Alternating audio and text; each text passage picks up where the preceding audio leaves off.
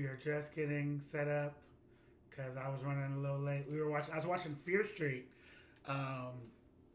and so far it's exactly what I thought it was. We are almost there, almost ready. Make sure that is good. Boom, boom, boom. And nope, you can tell. You can see exactly where we're at right now. Okay, but I haven't talked yet, so there we go. Okay. All right.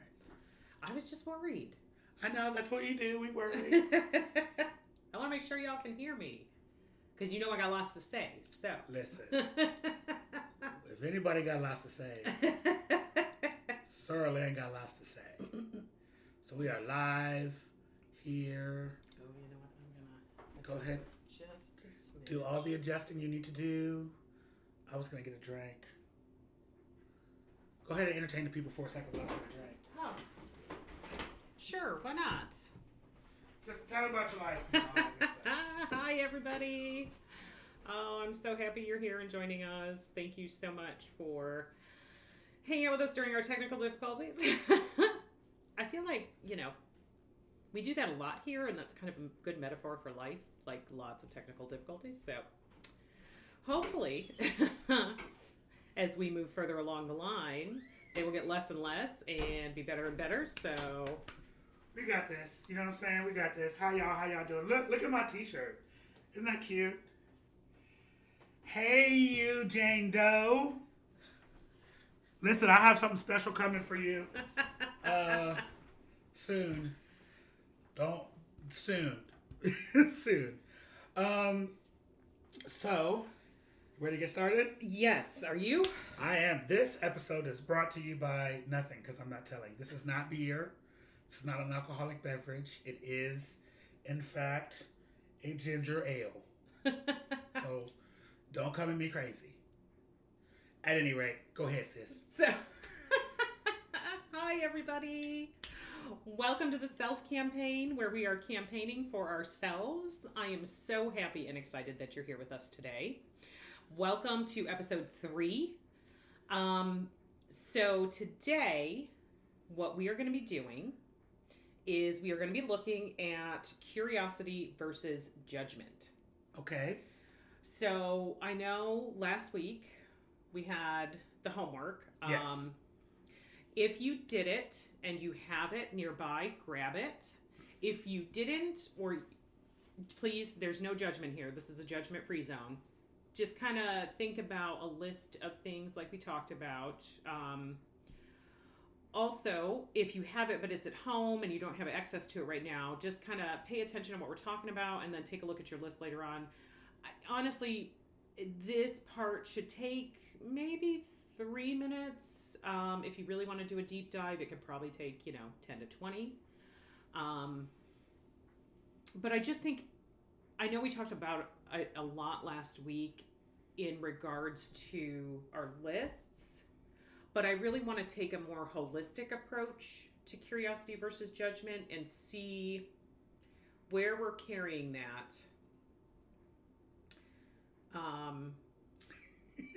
And where we can fix it, where we can see it, notice it, become self-aware of it, and then start to pull back and shift to curiosity. Does that make sense? It does. Okay. It does. And I did do my homework. I have mine here. Yay. So we can use me as an example. Perfect. You probably will agree with a lot of them and probably disagree with some of them. Just because I think I went through this, and my process was, as you said, do it without judgment. Mm-hmm. By the way, I'm JB, if you don't know who I am. Oh, gosh, I didn't introduce myself. This is Sarah Lynn with the Self Campaign, and this is my co-host, JB. So, hi. Yeah. You know what? That just means you were ready to get in and I get was the work so done. excited about today, guys. Like, I've been thinking about this all week. I've been mulling it over. I've been thinking about different parts of my life and where I'm holding judgments and how I'm holding judgments and where I can switch it to curiosity. So it's been really good. Good. Yeah. Yeah. So I'm going to go through mine. Hang on. Go ahead. Yeah. First, what I want to do is I kind of want to touch on what I'm thinking. So, to kind of bring you guys into my brain, it's a fun place to be. So, how many of you have heard or seen something and made a snap judgment only to find out that you didn't have all the information and the judgment you made was completely wrong? Ooh, you ain't got to read my life. So you're just gonna read my life early in the episode today? Yeah. Okay. We're jumping right in, both hands, both feet. You know that's how I live. Just give me. Listen, can I just leave this? Yeah. So no, but really think about that. You realized you didn't have all the information, and the judgment you made was wrong, and you've been holding on to a resentment or anger or frustration at somebody, and you didn't have all the information. And it turns out that wasn't the case, and now you're expending all of this energy to something that isn't even real. Just continue to read my life. Just call me out. Just call me out by name. Just do it. Like if you're gonna do it, then do it. Ashley? See. So it's so hard to move out of a space that we've gone to with judgment because we have decided that is what we believe. Okay. Does that make sense? Mm-hmm. So we've heard this thing, we've made this judgment, this is what we believe, this is what we know, and then later we find out we didn't have all the information. Yeah. But now we're kind of set in that judgment. So in that space, you have two choices. Okay. You can either double down, triple down, quadruple down on your judgment, or you can pull back to a space of curiosity and say, that's interesting. I didn't have all the information. Now that I have all the information, how do I feel about this? But what do a lot of us do? We double down. Yeah. Because we were right with what we said. And our snap judgment, what it tends to become as a self-fulfilling prophecy. Mm-hmm. Yep. We hold this judgment because we don't have the correct information, but because we don't take in that new information and refocus, we then end up in the same situation that we thought we were in before because our actions dictated us to go in that direction. Right, except now we're the ones who created it. So, would you rather be right or would you rather be happy? That's always a good question to ask. I have started asking that question a lot. Do I want to be right or do I want to be happy? You're not going to talk a lot this whole episode, are you? Because I want to be both. That would be nice. And if I'm speaking from a place of honesty, none of us like being wrong. Yeah. You know what I mean? None of us like when we make a decision or we make a choice, we want to make sure that we are sure in that choice and that we have done, our due diligence, so to speak. But yes and no. Some people just make snap judgments and go with it and run with it, and they just want to be right in that. Yeah, I mean, but I it's think a snap it comes judgment, so there's no. But I think it comes from a place of what we've already seen or what we've experienced, and yes, pride has a lot to do with it. Yeah, it is easy for us to be the hero in our own story, and very difficult for us to recognize when we may be the villain in someone else's. Right. Yeah, absolutely. Absolutely. And that's what we're kind of trying to, when I talk about pulling back into the observer, that's what I'm talking about. Like, so we can tend to hold these judgments and they take a lot of our energy. Whether we're judging ourselves or judging other people, we take these judgments, we put all this energy into them, and half the time they're not even true. Right. And as we learned last week, beliefs can be really hard to undo. Mm-hmm. When we fall into a belief, it is really hard to unravel that and make it make sense after we get new information. And and it is a pride thing, sometimes a very large and bitter pill to swallow. Absolutely. Yes. It is not only is it a bitter pill to swallow, but it also is it hurts us in a way because when we're wrong, it confirms the things about us that our tape is playing that may not necessarily be true. But if it's, I was wrong about this, I thought this and I was wrong. So what else am I wrong about? Then that tape becomes, you always make bad decisions. You're a terrible human, blah, blah, blah. So what we want to do in combating that is to just stand in our correctness even when we're wrong. Yes. And I have a saying, you can be loud or you can be wrong. But you can't be both. But, where that comes from is, this idea of, exactly what we're talking about, changing your perspective. Yes. You can be loud, and stand in your belief, and, or you can be wrong and say, you know what, that was wrong. I was wrong about that. But you can't be both. You can't be both loud and wrong. Like, you got to pick a struggle. There are so many people who are loud and wrong. And wrong. And that's what we're talking about. and wrong. For no, you what? You're going to be loud. You're just going to stand here and be loud and wrong for no damn reason? Yeah. Anyway. So, I just want to know,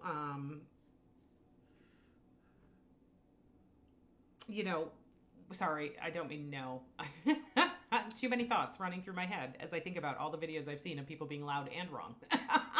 And wrong. Loud and wrong. And not or wrong. No, I said and. No, yeah. I know. Not or wrong. Mm-hmm. And wrong. Yes. Yeah. So, beliefs are hard to undo, but not impossible. Okay, so I just want to reiterate that so you guys know that it's not easy, but it is possible. It's just going to take a little bit, and you're going to have to keep telling yourself over and over. That's where the idea of affirmations comes in. That's where the idea of awareness comes in, because when you can catch awareness in a moment, you can have compassion for yourself, because a judgment is going to come up. You can have compassion for yourself to step out of the judgment, and then you can observe what's happening. That brings you to choice. So you get to choose next time, if a situation like this comes up, how do I want to present? How do I want to show myself to the world? How do I want to be? And that gives you choice. Okay. So that helps you have choice moving forward on who you want to be, how you want to be. Because that's pretty much what we're looking at here, right? The self-campaign. How do I stand in my integrity and my choices and walk through the world? So I get to choose who I want to be. I get to choose how I want to present, and I get to move forward in that. Okay. Does that make sense? It does. It makes a lot of sense. So, can you remember a time when you were curious instead of judgmental? I'm sure it's been a while. It's been a long time. It's cool. I'm sure it's been a while. I mean, it's. I think I'm always curious. You actually are really curious. I mean, I know we laugh and joke and judgy, but you always are. You always ask questions. Right. I want to know. I want to know what I'm judging about. Because you've been loud and wrong. Because I've both been loud and wrong. You know what I mean? Like, it doesn't happen often. Girl. It doesn't happen often. But I have, on occasion, added loud to wrong. But you know better, you do better. Right. But I think that for me, it's when it comes to other people. Now, when it comes to myself, I am super judgy. But when it comes to other people, I try to look at them through the lens of curiosity. You always want to give them the benefit of the How doubt. did you get... What happened to you that made you make the choices that you made? Yes. And or what is it that are... What is it, or how did you reason that choice? Like, Yes. What was it that you did, or what happened? Like, where did that choice come from? Yes. You know, it's not like, oh my God, you made a bad choice. Although I may think it wasn't the choice that I would have made. Right. But I'm usually like, what was your thinking behind that? Yeah. Like, and not in a like, what were you thinking? But like, well, you know, why did you do that? What made you think Well, that? do you remember when... I'm gonna do something really quick. Go ahead. Do you remember when the pastor of the... It's a little dark in here. Oh, the church. You know what church I'm talking about. Westboro? Yes. The pastor of Westboro Baptist Church passed away. I remember when this happened because a bunch of people... We live in near Kansas City.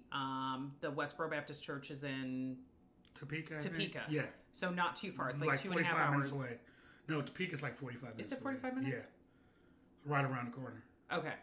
So anyway, it's close. And they come down to Kansas City a lot and protest a lot of things that we actually volunteered for and were at because we are part of the LGBTQIA plus community. Alphabet soup. I prefer the Alphabet Mafia. Thank you very much. That means we'll stab you.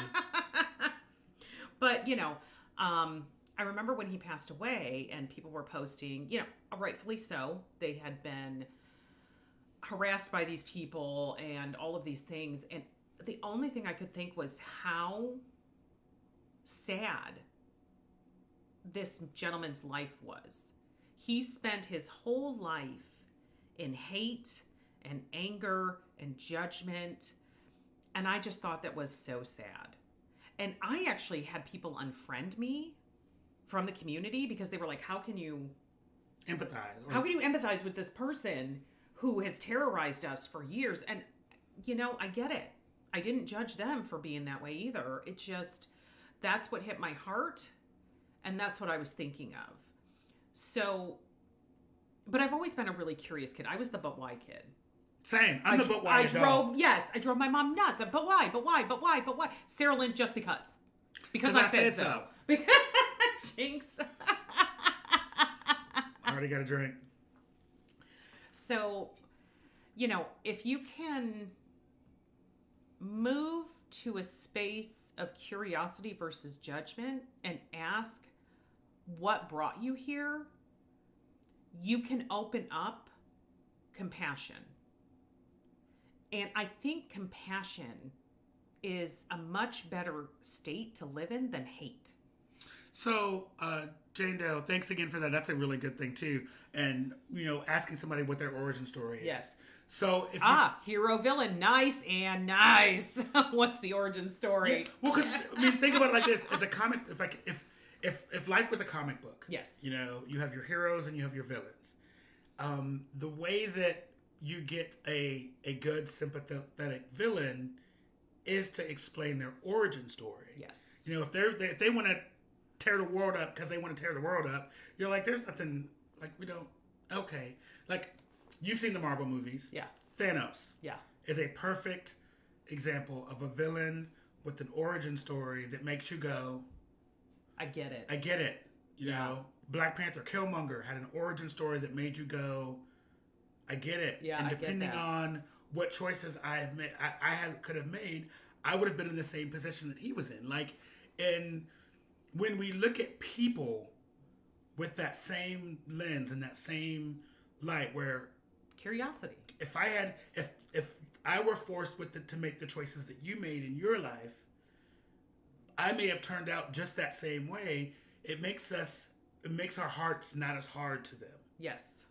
And I think we're really. I did a video the other day on cancel culture, and I think it's easy when you look at things from the perspective of the other person. Yeah. And say, okay, what are the choices that you made to get to right. I love hearing an origin story. When you get to the point where you can see where things are coming from another person, it gives you license to empathize and say, okay, I see where you got that from.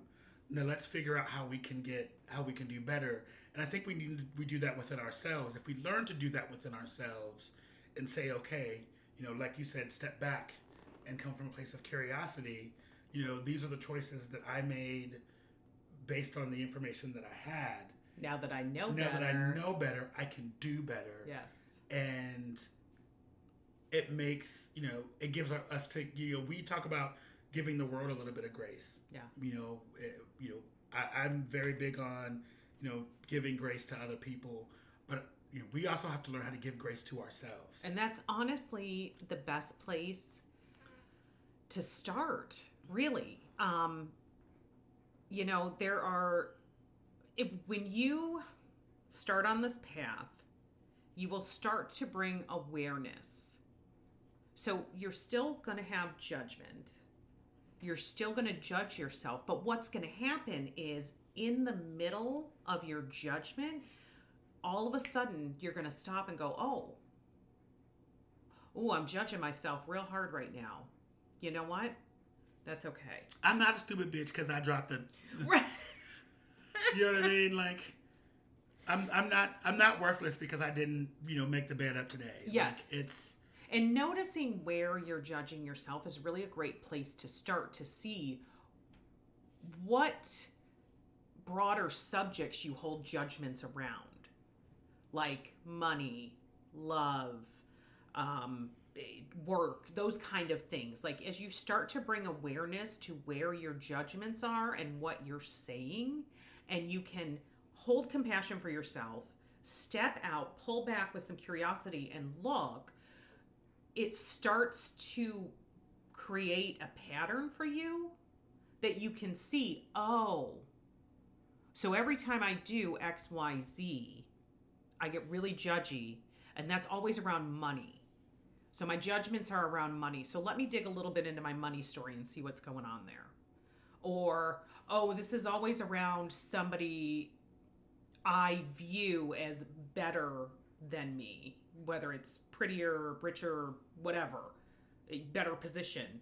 Okay, what am I holding in myself? Because when you point a finger to judge at somebody else, you have 3 more pointing back at you. So that's actually, you're projecting a judgment of yourself onto somebody else. Right. Does that make sense? It does.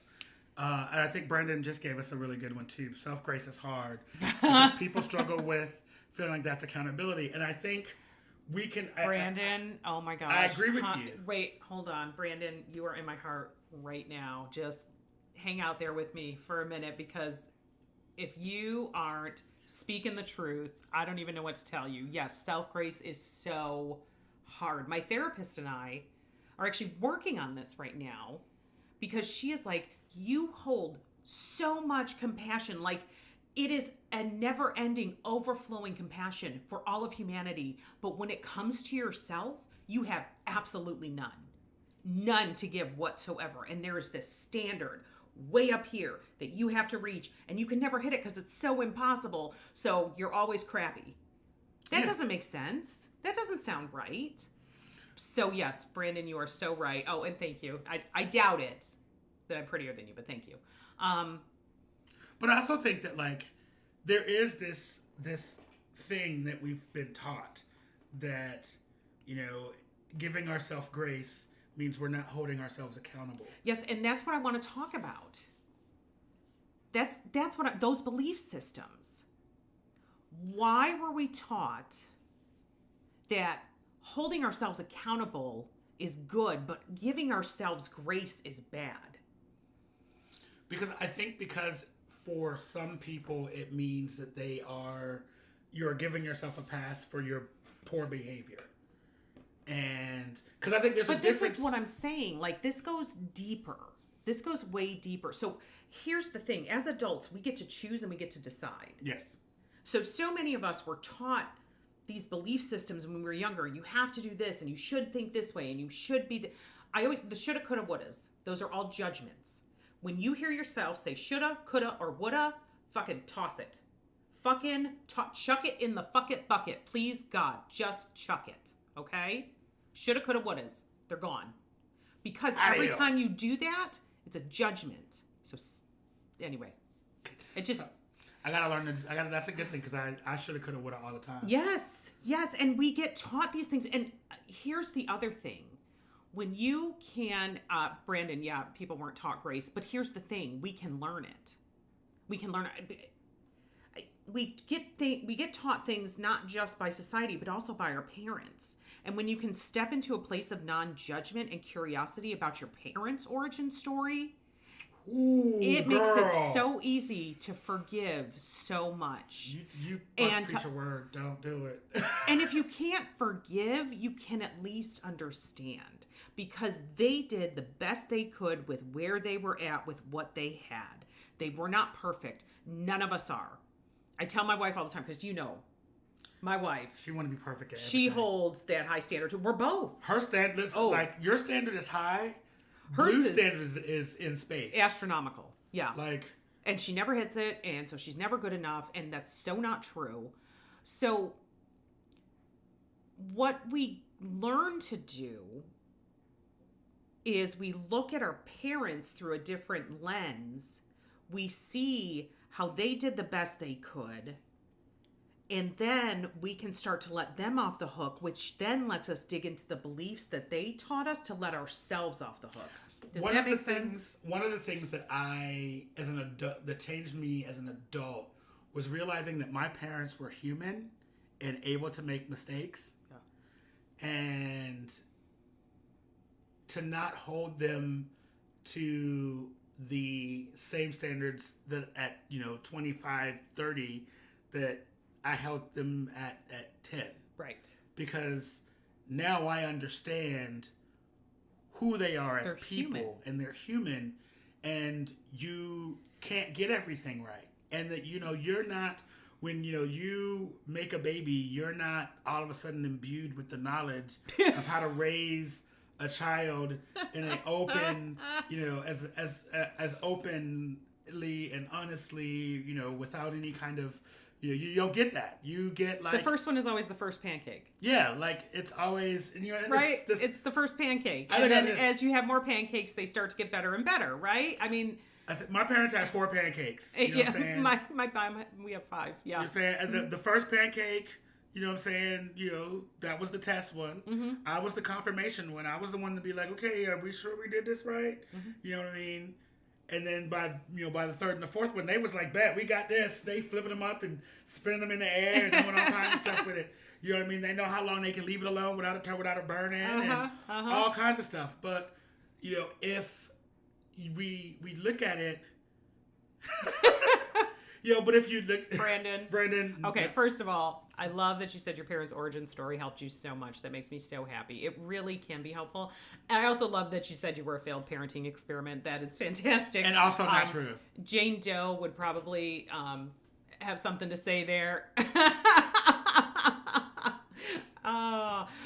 Jane Doe is my sister and my older sister, so she was the first pancake, unfortunately. But I also think that, like, if you look at parents... if you let your parents, like you said, if you let your parents off the hook for some of the things that they did, it allows you to get grace. And then also the other thing that you have to do is remember that your parents, if there are multiples of you, you know what I mean? There are multiple, if you have siblings, all of us are different.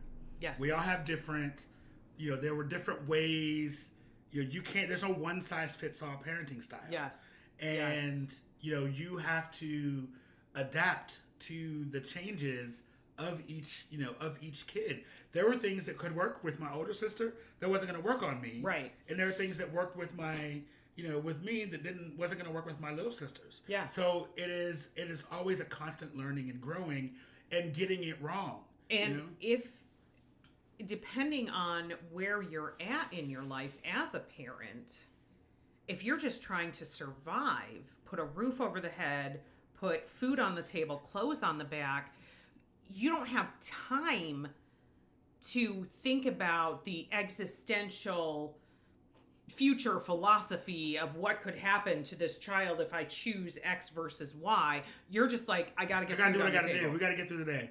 It's the hierarchy of needs. And Anne-Marie throws up Those first are pancake gang signs.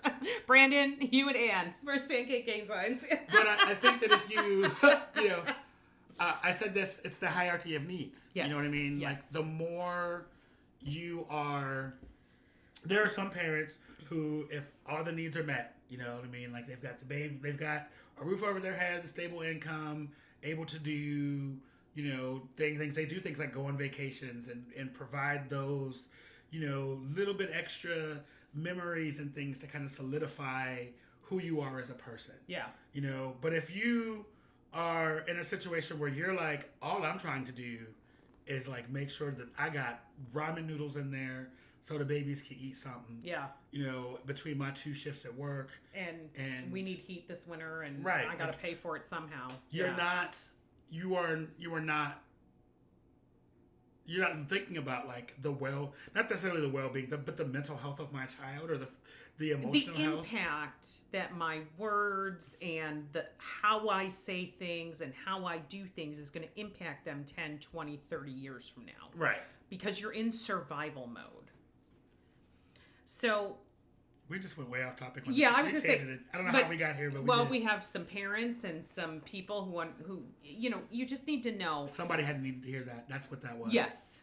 I'm going to put that out there. Yes, somebody needs to hear this. So I hope you got the message. Essentially, you may not be at forgiveness yet, but at least try to pull back to a curiosity lens so you can at least understand where somebody's coming from. Right. And the other thing that happens with this a lot is people jump to the assumption if you're understanding, well, then you're agreeing with them. No.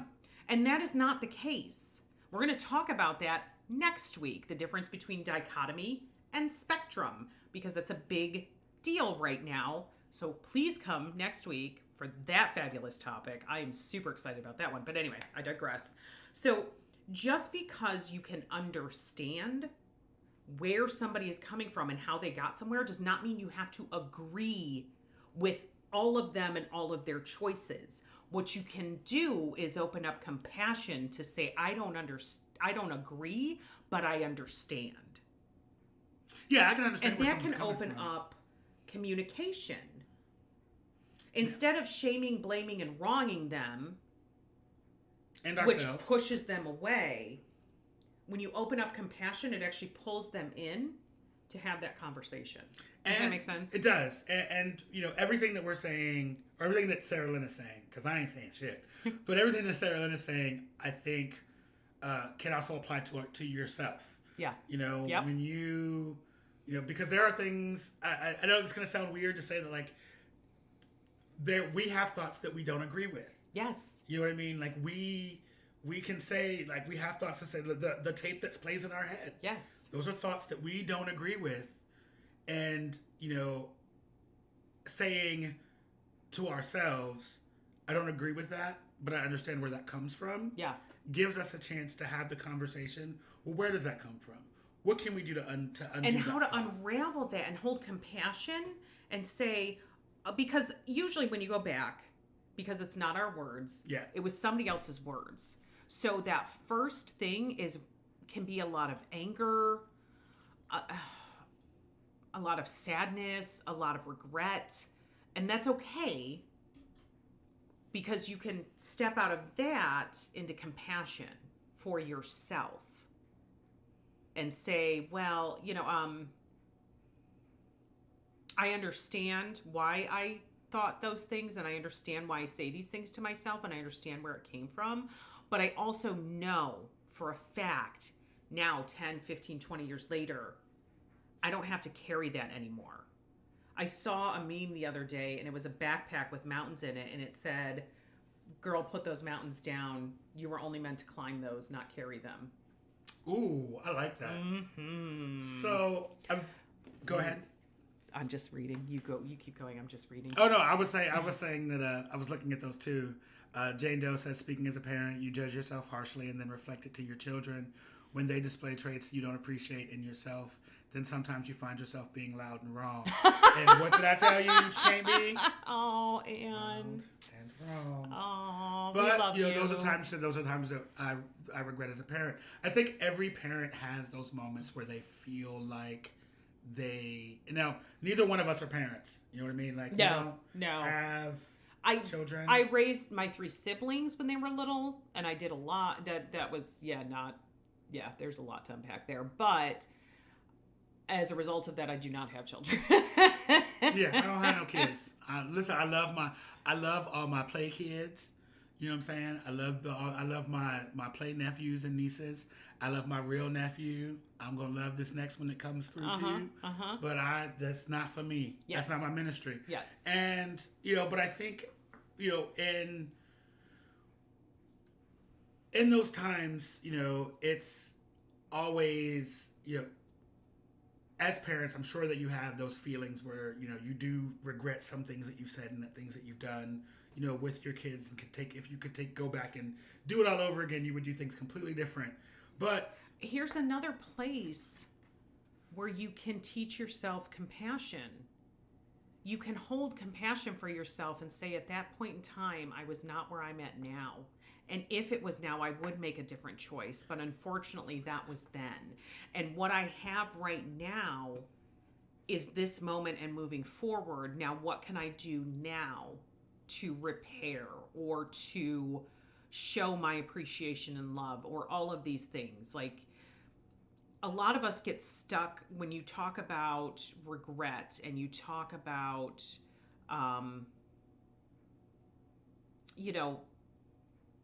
shame, right? There's a lot of shame with that. Mayim Bialik had the best enneagram for shame. Should have already mastered everything. okay. Shame is when you walk around telling yourself you should have already mastered everything and you suck because you didn't. If we had already mastered everything, I tell my wife this all the time. Listen, if you were perfect, you'd be God. And my closet is not full of Coach, Dolce & Gabbana, Prada, Louboutin. Like, where is it? Bring it. I want it. If you're God, bring it. Run me that. Oh, but you can't because you're not. So that means you're not perfect. And when we hold ourselves to perfection, we lose all of the beautiful, imperfect moments that happen as humans. And I also think, for that parenting thing, I think of it as, if my parents had not made the mistakes that they made, I would not be the person that I am right now. Mm-hmm. And I like who I am. So Say it again. Say it again. I like who I am. No, say it with conviction and feeling. Listen, we're getting there. We're not there yet, but we're getting there. I like who I am. You just said it with conviction. I'm so sorry, guys. This is a big moment because Well, I have not heard him say that in a very long time, and it makes me very happy. I do want to go through my list, though, so let's make sure we have time for that. Yes. So I want you to, Brandon, I do love that the therapists are always taught to do therapy in the mirror first, and then you can empathize with your clients that much more. I love that. So I want you to start asking yourself questions. There was a gal when I used to work front desk, and every time she would come in, she was so flustered and in tears, and the sky was always falling. She always late, like 10, 15 minutes late. The sky was always falling, all of this. And I love people, and I love talking to my people. So she came in one time, and I said, listen, do me a favor. Because she's like, I locked my keys in my car again. This is the 3rd time this week. And my mom's going to kill me because I have to keep paying for AAA and blah, the big sob story. And I said, do me a favor. Next time, I don't care how late you are. Next time you're late, When you pull in and you slide your car into park, I want you to shut your eyes, take a deep breath in through your nose, let it out through your mouth, and then go about what you were doing. It's going to take you 5 seconds. So she still was coming. 3 months later, she looked at me and she said, Sarah Lynn, I have not locked my keys in my car since that day. And I am really not late anymore. It's very rare for me to be late anymore. Because we are not taking time for ourselves to step out of judgment, and we get stuck in this judgy, shaming, wronging cloud, and then you're stuck. Do it, and you can't. And you like my little... Yeah. You know, you get stuck and you get small and you can't see the forest through the trees and you're just stuck looking down like this. No. Let it go. Drop it. Like it's hard. Drop it like it's hard. Yes. That's it. That's all you get because I don't want them to cut us down. Okay. So, the whole point of this is when we free ourselves from judgment and we hold compassion, we then have room to make choices. And we can make those choices however we decide so we can move towards positive changes. Right. Does that make sense? It does. Okay. So let's go through your list really quick. This is I was both excited and worried for this, but I just wanted to get it out of the way because good Lord, I was like, let me get this out of the way. Can we just do it? So I did 10. Okay, perfect. So what I want you to do, so this is what we're doing this week with the curiosity versus judgment. Okay. I want you to look at those 10 and see which ones you held judgment for, and then see where you may not have all the information and maybe you're looking at it the wrong way. So I'm going to give you my 10. Okay. I have smart, funny, kind. I changed lazy to procrastinator. Okay. Indecisive, fearful, unworthy, loyal, outgoing, and irritating. I love you so much. Brandon, it's the list that we talked about last week, the list we were going to make about the truth about ourselves. So it's 10. It's a list of words that you think of when you think about yourself. Yeah, that describe yourself. Try to step out of judgment as much as possible and just try to write down truths that you can think of. Because what we're doing is we're going to... I don't want to say there's anything good or bad. I don't like that. What I want us to be able to do is to take a look at the list and say, is this where I want to be or no? And if I don't want to be here, well, great. Now I know where I am, so I have a starting place in my GPS, so now I can go to this other destination. So now I can move towards changing that. Okay? Does that make sense? It does. Okay, so now let's go through your list again one more time. Sorry. So I had smart. Okay, I definitely agree with that one. Funny. Love that one, definitely. Kind. Yes. Procrastinator. Yes. Indecisive. Yes. Fearful. See, I'm not so sure about that one. I'm scared of everything, girl. What did you say you were watching right when we started this? We were watching Fear Street. That's on that TV. That's that TV for horror. That's fine with that. It's the real life horror I can't deal with. Shit. Okay, keep going. The TV horror is fine. Unworthy. Okay. Loyal. Outgoing. And irritating. Now, the only one that I think... Well, there's two that I think I need to really kind of examine where that comes from.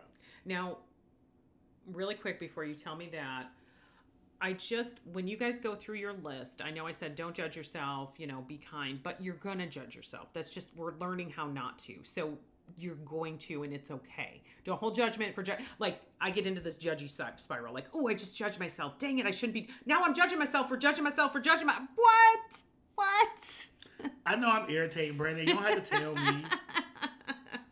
I don't think you're irritating. I think you're wonderful. But so let's take this list, go through, take a look. How many times did you hold a judgment for things on this list? What was the judgment? And where can you find compassion for yourself from that judgment? That's what I want to do really with this week. Okay. That's what I want your work to be, okay? And when you step back into compassion and then look at the list again, can you see spots where you're like, I want to change this. I'm going to work on this. And what are you going to work on? Does that make sense? Yes. Okay. My printer shut off for the call to action. Sorry. Hang on. Give me a second. I had it pulled up and then I lost it. I mean, it happens sometimes, girl. Technical difficulties. Listen, the name of this podcast is Technical Difficulties. So, okay. So our call to action is the more we step back and observe versus judge, the more curiosity we can cultivate. And that's what we're trying to do. We're trying to cultivate curiosity in ourselves because we cultivated judgment for so long. mm-hmm. We need that weed to die. Okay. And unfortunately, it is a humongous field of just weeds. Okay, so it's gonna take a little bit. Ragweed, horny goat weed, dandelion, all the dandelion. weeds, all the weeds. Although I love dandelions. So what I want you to do is we're trying to cultivate curiosity, because curiosity opens up compassion for ourselves and compassion for other people in the world. So that's what I'm really trying to do. So notice a situation, time, or place where you were very judgmental with yourself. If you can think of one. I mean, I've got like 50 off the top of my head. Like a Rolodex. So now ask yourself some questions about it, like the keys locked in the car, right? See if you can start noticing when you move instantly to judge. Notice, become aware in that moment. Step into some self-compassion, and then try to pull back to a curious observer instead. Does that make sense? It does. Okay, so that's what I'd really like to do. Shy was the one word on my list. Okay, Brandon says shy was the one word on my list that stuck out to because I am working on being truly outgoing. And that's difficult. So I have a question really quick, Brandon. If you're still with us and you can answer this for me, I would love to hear it. Are you shy, or are you just the type of person who likes to have smaller, more intimate, deeper conversations? What do you think? It's going to take a while. There's a delay. But, so while we're waiting on that, I think that it is, because I'm a person who, I have learned how to be outgoing.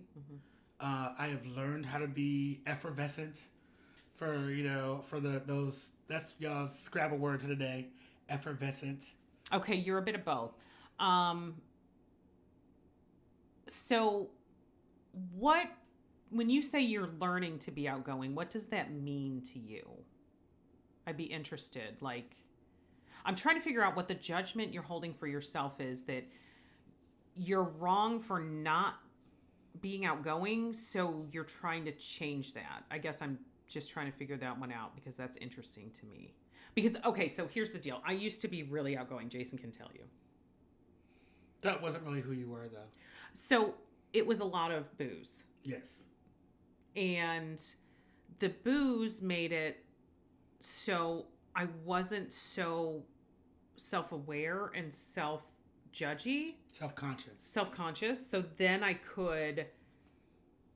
just got annoying, because I was like obnoxious, over the top, in everybody's space, in everybody's way, making everybody do stuff. So me normally. No. Me normally. Yeah. I think. But, when I sat back and I looked at it, I really enjoy having smaller, intimate conversations with people, much deeper. I'm not a big crowd person. I have learned to work the crowd Mm-hmm. and be comfortable in a crowd, but that isn't necessarily my home. You know, they say there are people who feed off of others' energy, and then there are Yes. people who feed off of being alone. Yes. I have learned how to feed off of others' energy, Mm-hmm. but that isn't naturally where I feed from. Okay. Naturally, I am, you know, put me in a room with a TV and some anime, and I'm happy as a fucking clam. But because I've had to, because of my insecurities, Mm-hmm. I have developed a personality that now I feel like has become more who I want to be as opposed to who I am. So your masks, you've become your is. masks, and I've now become you're my now masks. to peel off those masks to figure out who you really are. Right. Which is what we're all doing here. You've come to the right place. Seriously, that is what we're all doing. We've all been given these masks and said you have to walk through the world this way to be happy. And what we're all realizing is no, I have to walk through the world as my authentic self. Let me see. My judgment is okay, Brandon. Sorry, I'm just getting to you. My judgment is that I should be my true self, and I'm fearful of being alone. Ooh, oh, same. Brandon, yes, Same. yes. Same. I was terrified that people were gonna find out. That's that. Imposter syndrome. Yes, thank you. Jeez, words. Imposter syndrome. I have to be somebody, I have to present somebody else to the world that is acceptable, because if they find out who I really am, then I am unacceptable. But I also think imposter syndrome is two things. It's that, and then it's also this feeling that I don't deserve. Yes. There's worthiness tied in there Yeah, too. yeah. I don't deserve people. For people, that's where the unworthy comes from. Yep. Mm-hmm. I don't deserve people to like me for who I am. Yeah. You know, I don't deserve. I'm not worthy. I'm not worthy of just people's, you know, Time and affection and joy and all of that stuff. Now, you know, don't get me wrong. I enjoy being outgoing and, you know, and effervescent and spontaneous and all of that stuff. But if you peel back all of the layers and you say, what is Jason in The essence of me? Like, it's calm. It's the healer. It's the, you know, I want everyone to be happy and radiate positivity and all of these things. But there's also the scared little boy who, you know, doesn't want anyone to hurt me and doesn't want anyone to know to get that close. Yeah. Part of the reason why I'm loud is because loud and can be obnoxious at some point. It's because that you can only get so close to someone like Yes. Yes. that. You know what I mean? Like, Do you know what's so funny? Sorry, not to cut you off, but I'm from a family of 5. And we're the same way. My mom, okay, Joe Jane, you know this, Jane Doe. Our mom gets so irritated when all 5 of us get together and we're all out on the back porch. because it's loud as And hell. she said, why? Why are we all yelling at each other? And we're like, we're just talking. Just talking. But if you get louder and louder and louder, then you can be heard, right? Because So- we all want to be heard, but we're all very afraid of what, like, my father is the prime example of silent and still. He doesn't, you know, you have. He is the calm in the hurricane. In the That is the hurricane. Manuel family. Like, it's a whole lot of us, and it's loud, and we be out here acting up. But my dad is very quiet, and he doesn't say a whole lot. But when he speaks, everyone listens because he doesn't speak very much. Yes. Whereas the rest of us, and Brandy to a point, but the rest of us are very much, we want to be heard so much Yes. that we just yell over each other. Yes. And so when you have been, you know, Russell, yep. Uh-huh. hey Russell, yeah, you know, It's if you had a big family, you know, that's just what happens in big families. Everybody yeah, like wants to be heard. And then and then you add the cousins. Uh-huh. You know what I'm saying? If all of my mama's brothers and sisters' kids was at the house, Mom and him. it was the mom and them was all. Mom It and was them. loud as like it was loud. Yep. You could hear us cross the street. Uh-huh. You know, but and to have someone like my partner, you know, whose family is very quiet. You know, And there's only 2 kids. there's only 2 kids. So that's like what's fascinating when you have like families that either have 1 kid or 2 kids and they come to your house, they get a little overwhelmed, right? Yeah. My wife there's only 2 of them. And she came to my house and she kind of sat in the corner of the porch and was just like trying to follow all the conversations that were happening and all the yelling. And she's like, it's so much. It's so much. And Why are you making all this noise? I don't understand. Like, who am I supposed to pay attention to? Yes.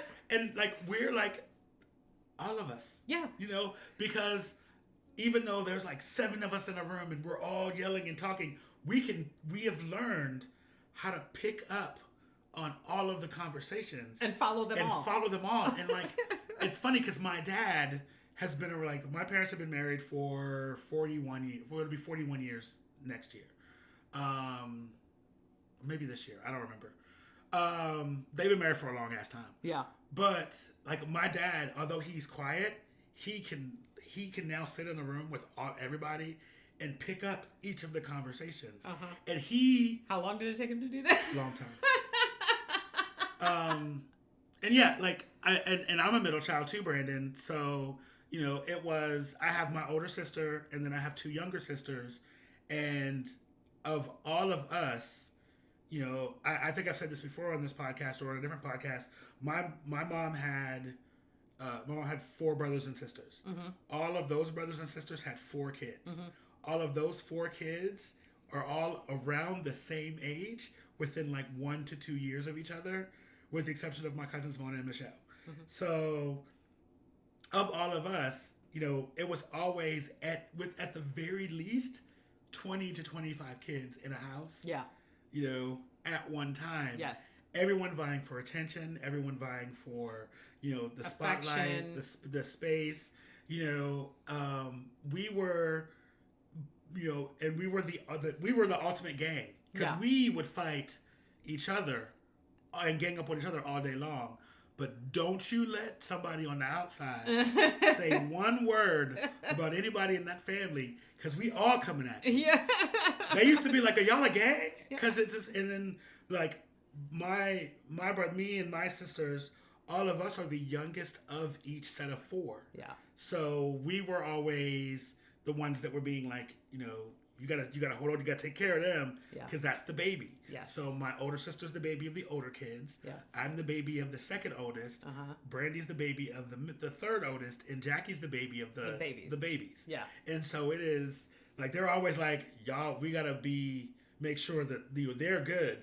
So like we didn't really I always felt protected. Yes. You know, as growing up, and it's So you with were some protected to be yourself, and then when you go out in the world, because it's not your gang and they don't get you, then all of a sudden there are all these judgments thrown at you. Why are you like this? Why are you loud? Why are you obnoxious? What are you talking about? This is just how This is everybody how is. we are, What? right.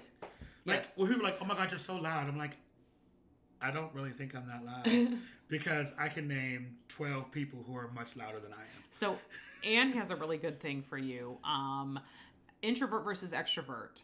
Both wake up each day with the same amount of social coins. Extroverts spend the day with others and collect more coins from interaction and feel richer or energized. Whereas introverts spend the coins and then have to go home and replenish their coin base. I think I like that. I like that analogy a lot, Yeah. and I think that I'm a bit of both, where I may not get all of the same coins, the same amount of coins that I give, but I do get coins from social interactions. Yeah. And it really depends. So on, you're more like an ambivert. yeah, it depends on how my heart feels about you. Yes. Yes. You know, if Russell, call it ping pong. ping pong, yeah, that's what we're like. Who said what? What they do? As the middle child, you were always loud. Brandon, that is because you wanted to be heard. Because Yes. the oldest child is the oldest child, the youngest child, the middle child gets forgot. Oh my God, Elizabeth. Is that why she's so loud? We left her at church. We all went to McDonald's. Okay, my family did not have a lot of money. So McDonald's was like a huge treat. And one day after church, a bunch of families with kids got together and we were all going to McDonald's. The one with the play place. Ooh, girl. So everybody, there's like, I think 3 families with 3 different cars. Everybody's in different cars. We get to McDonald's. We're all in the play place playing. My mom comes in. "Hey, get Elizabeth's order. Get Elizabeth's order." I'm running all over the play place. I can't find her anywhere. I go to the bathroom. I go all over the place. We realize we left her at church. She didn't even get to go to the McDonald's. That's why Elizabeth is the way she is. That right there. If you needed to know, if you want to know an origin story, that is why Beth is the way that she is. And you know, I love her. Oh, I love her so much too. I love her down. Listen, so my first time meeting Beth, I don't know who she was on the phone with, but she cussed that man out. And that thing was too damn funny. And I said, "That's my homegirl." And I was like, because Beth sounds like she comes from the city. Yes. Like she has, when you think New York, you think of a specific accent and a specific like way of speaking and vocal pattern. Uh-huh. And Beth embodies that. Yes. And so, you know, she's and I was like, who is she talking to? And I don't know. That's just how she talked. And I was like, that's my homegirl right there. I love her. And then when we went and we was in Mexico and we partied like we did, like, listen. We had so much fun. Beth is my homegirl. I love her. That was a good time. I had a good time with all of your sisters. But Beth and I, we got a special bond. Yeah. We got a hood bond. Yeah, it's a hood thing. It's a hood thing. Because I was like, I know her. I know her. Like, immediately was like, I know her. Like she's family. I was like, yeah, like she could be right at the house. Just loud for no reason. Because you have, I think I've said this before, not on the show, but to you before, you have different aspects of everyone. Yes. And, like, I think that, like, Anna's super sweet. Yes. You But know, she was the oldest. She's the oldest. She's sweet. She had to take care of all of us. She had to make sure we all stayed alive and didn't die. And she had a huge burden set on her shoulders. Like, Jane Doe is super, super sweet. Yes. Hey, Brennan. Middle child always forge my own coins. Yes, Brandon, you do. You have to forge your own coins. Yeah. You have to be like, my love of video games came from being able, like having my parent, like, I get it from my mom. Like, that was how we bonded. I was going to say, that was your time with your mom. Yeah. So that's why you love it so much, because she took time away from all the other kids and spent the time with you playing the video game. Yes. So that makes it very special and important to you, because that was probably the only time you got time with just your mom. Yes. Right? And So that makes sense. It is, it is something that is like, that is my, if I'm having a bad day or now if I'm just having a day or I want to, video games was what I would go to de-stress and de-press from the day. And mine is food. And yours is food. Mine is food, because my mom, my parents didn't have a lot of money, but anytime one of my mom's friends would come over, she would start a pot of coffee and there would be coffee cake. And that's what you did for everything, right? Like, somebody shows up with their kids bitching about, like, I just can't do this alone right now. I need another mom with me who understands what I'm going through. So they'd congregate at the dining room table with a pot of coffee and some coffee cake, and you'd hear them crying and then laughing, and then it was just real life, right? And I miss that. So, like, I love food. Same. I love food so much, and because I can infuse it with whatever I'm feeling, and then I get to feed people. You get to infuse it? What are we infusing the food with? With love and joy. Weed. No. Okay. No. With love and joy, and I get to create something delicious and amazing that is nourishing and fills you up, and then we get to sit around a table and fill each other up mentally and spiritually as well as physically. I dig it. Yeah. I dig it. I'm so sorry, guys. We are so over. We were just having so much fun with this conversation. So, your call to action. Go through your list. Look at all the words you wrote down. If that's something you want to keep, great. If not, what we're going to do is we're going to hold compassion for ourselves because you're going to have some judgment, hold some compassion, step back to the observer and say, okay, now I know where I am. I want to change this and I want to move. I want to shift this. I want to shift it this way. I want to shift it this way. Okay. So you can do it. I have total faith. I have a question for you. It just popped in my head right now. Sure. And this is not only mucho amor, and and this is for you and the people out here listening. How would you guys feel about creating a group for this podcast? So because you're giving us homework, you're giving us things to do, so where we can share our lists or share things if you want to. You don't necessarily mean you have to, but I will make it if you guys will come. How about that? So I think that you guys should. Really quick, write in an email to the selfcampaignpod@gmail.com. The last episodes, I've gotten that email wrong every time. Yes, you have. So please send us an email at theselfcampaignpod@gmail.com. And let me know.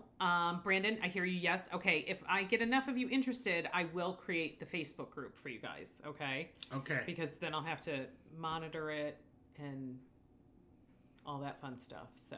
Yeah, because this is your baby. I know. See, you like. And you just threw it out there. I did. So I might just hand it to you since it was your idea. That's fine. Just kidding. Email is, Jason's going to type it in. I will write the email for you right now. Maybe.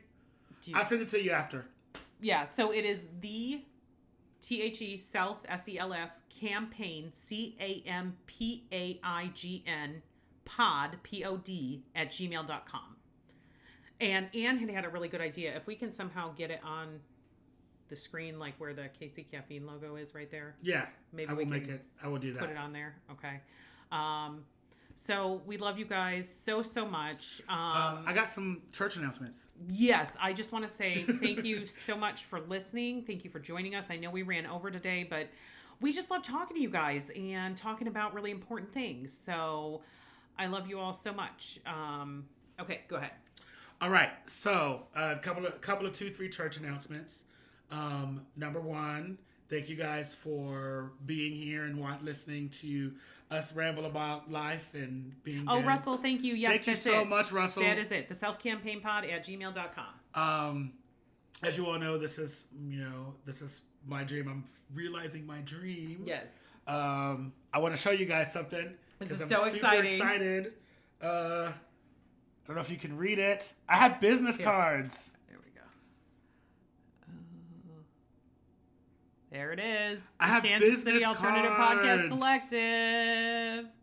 Jason Manuel. Yes. We're so Look at excited. me. The back is adorbs. It says giving a voice to those who have none. Sorry, I'm trying to back it up so it can get... I'm really bad at this. It's fine, Okay. girl. It is what it is. Never It says giving a voice to those who have none, which is the mission statement for the Kansas City Alternative Podcast campaign. Or collective, sorry. I do that all the time. Yeah.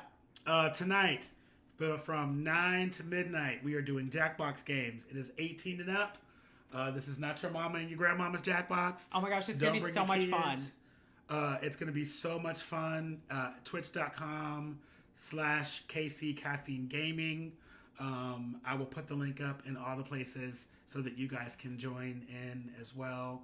But it's going to be some dirty stuff. I just want y'all to know. It's going to be a good time. You're going to have a lot of fun. The last time that we did it was so much fun. So we're going to do it again.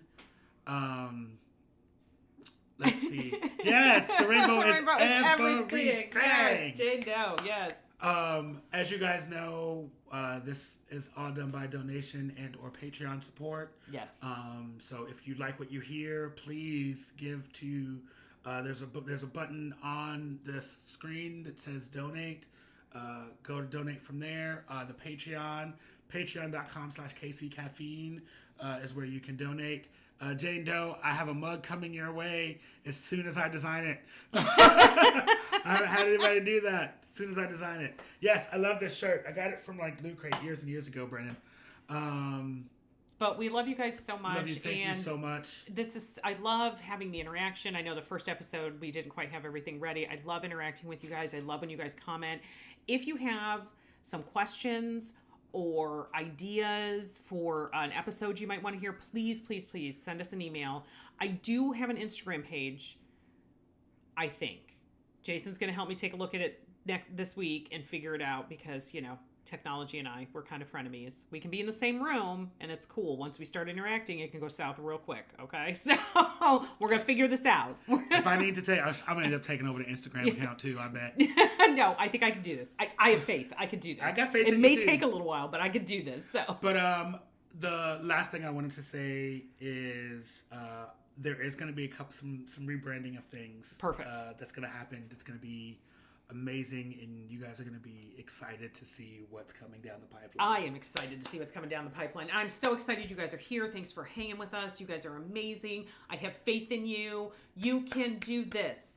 Remember, what we're doing when we are aware of our judgments, we're holding compassion and we're stepping back to the observer. That's interesting. I locked my keys in my car. Why did I do that? What was going on? What was happening? Instead of, oh my God, I locked my keys in my car. No. Let's observe, pull back, and how can we shift, okay? You can do it. I have faith.